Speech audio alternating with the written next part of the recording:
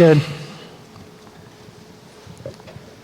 Yeah, Coach. Micah McFadden's effort throughout that game, particularly at the end in the third and fourth quarter, I know you've coached a lot of guys. I mean, how does that compare with some of the guys that you've coached throughout your career, just in terms of? It's all league effort. I mean, his ability to sustain, his ability to, in the critical moment, puncture a gap, come off a block, make a play, it was pretty incredible. You look at a guy, due to injuries and things happening, playing a bunch of snaps, and his motor is the same on play 1 or play 70. And that's pretty unnatural trait. Guys get tired, guys get winded, and they, take plays off. It's hard to find a play where that dude takes a play off.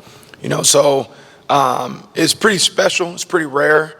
And I'm really glad I got a chance to coach him. Tom was just talking earlier about just the lack of takeaways. Basically, that was obviously a sort of significant difference between last year and this. I guess what is there that you can point to say is why those haven't happened at the same clip? Yeah, I tell you, there's no less focus on them. Schematically, we talked about this before. Schematically, when you go from being a pure zone vision team, which is really what the Indiana defense was last year, pure zone vision, where everybody's looking at the quarterback dropping. There's give and take to both. One, you see the ball thrown, so you have a chance for more takeaways. But you also may give up more explosive plays, maybe get beat over the top a little bit more. When you play a little bit more man match, pattern match defense, you're on the receivers way more than you're staring at the quarterback. So we're a little bit of a mix of that scheme now where we cover guys. You saw the night, you cover everybody, and the quarterback has no place to go with the ball because there's no holes in the zones. Where sometimes we play zone vision, you do get takeaways because you got guys looking at the ball. So I think because we're a little bit of mix, and also, quite honestly, we've missed a lot of opportunities from a standpoint of either drop ones or didn't give them a ball. So as a coach and as a program, we always stress those. That's our DNA. Obviously, we want those. We work on that on a daily basis, making those happen in practice. We just need to start seeing that realized in the game.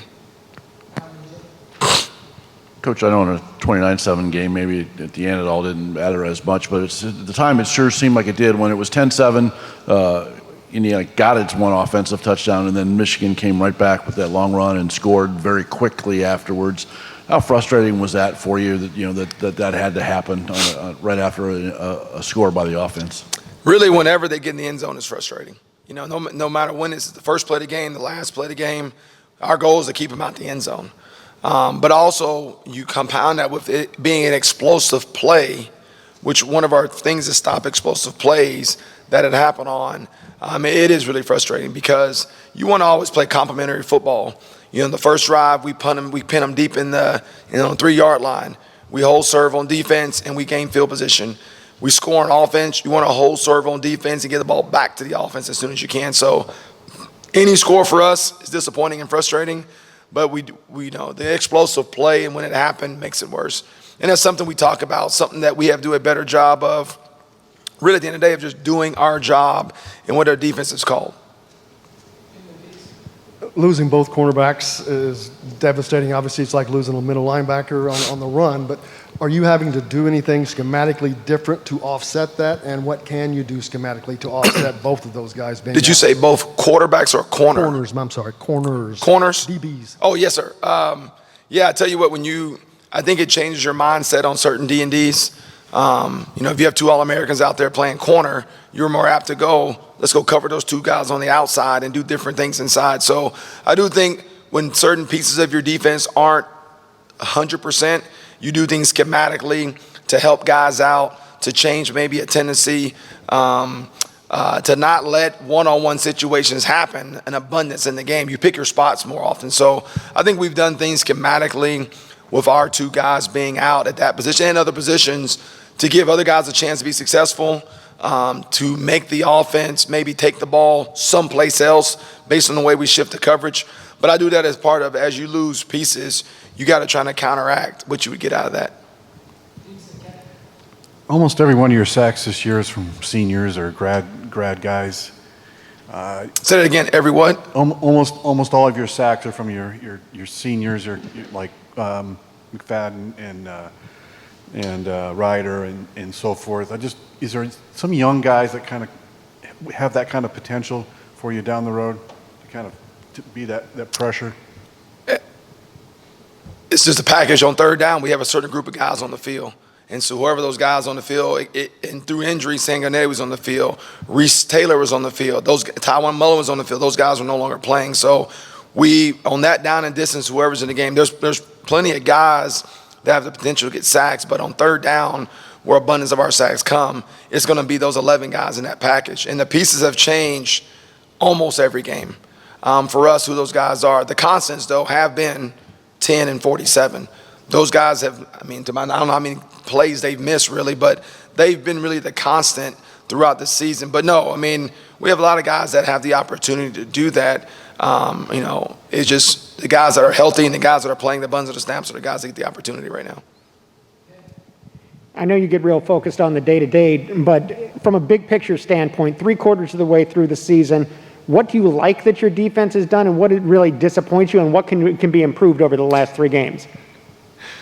How much time you got? I love our effort. I love the fight in our guys. We have a ton of guys on defense that are checking in no matter what the score in the game is. They're checking in, whether it's the older guys or the younger guys. Everybody's trying to find a way on the field to help the cause to win the football game. And that's, as a coach, what you love about the experience, you love about the buy-in, the culture of a group of guys like that. There's no one, whether we're down 50 or up 50, no one's trying to come out the game. I'm having to literally rip guys off the field, whether they got an arm hanging, they're gassed, it doesn't matter. That's what I love about these guys. I think the thing to me that, if you say as a coach you want to do better of, would be takeaways and explosive plays. We don't want to give up explosive plays. We want guys to have to drive the length of the field.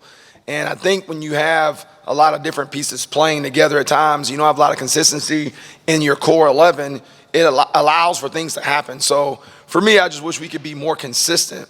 There's a lot of plays in that game the other night where we were in this thing, and then there was 12 plays in the game that led to 21 points. There were 58 plays in the game that led to 9 points, a takeaway, and 3 sacks. And so you want to be more consistent where you don't give up 21 points in 12 plays. You do more what you did in those 58 plays. So I think consistency would be the thing that I would want for us to get better in, that I'm maybe a little disappointed in, is our consistency. And that starts with me making sure I give our guys a chance to be consistent. But I do think the love and the buy-in and what this defense shows you down in and down out, no matter what the situation in the game, these guys come to fight and they come to play.